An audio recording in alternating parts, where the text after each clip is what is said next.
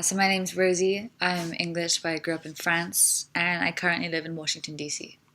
I'm currently an intern at the Atlantic Council, which is a foreign policy think tank, and I focus on Europe. How do I feel about Donald Trump becoming president? Surprised. I'm nervous because he's so unpredictable. I don't really believe anything he says. Someone like that is in power in, to be in, the presidency in America. That's very scary. Brexit. If I'm being very honest, it's one of the stupidest things we've ever done as a country.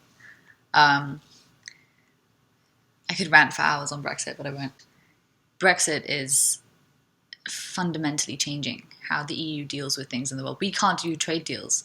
We can't even talk to other nations not in the EU about possible trade deals until we trigger Article 50. So we're in so much trouble. It made me more aware of the voter patterns and that young people just didn't turn out to vote. The numbers show that it was mostly older people who already retired aren't paying for this because they've retired.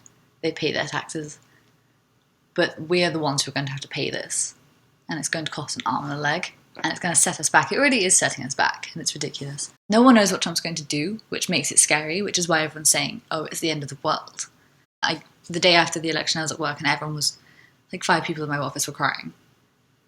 And I was just trying to, be nice and say it's going to be okay, but they just wouldn't listen to it's going to be okay. Because it was a huge shock, and I'm not denying that. I was like that after Brexit. But I think Brexit is more long-term. I think Brexit's going to be more important. At work, our president called a huge meeting, and he was like, this is what we do. We advise whoever's president. And that's what we're going to do. If we disagree with that, then we can leave.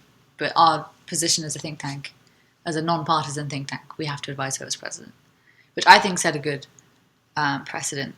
And you think about people who don't have democratic rights, and you're like, would you rather live in a place like with a dictator or someone like that? No, you wouldn't. Yeah, Trump isn't the best choice for president, to put it lightly, but I would so rather have him than live in a dictatorship where I don't have the right to vote.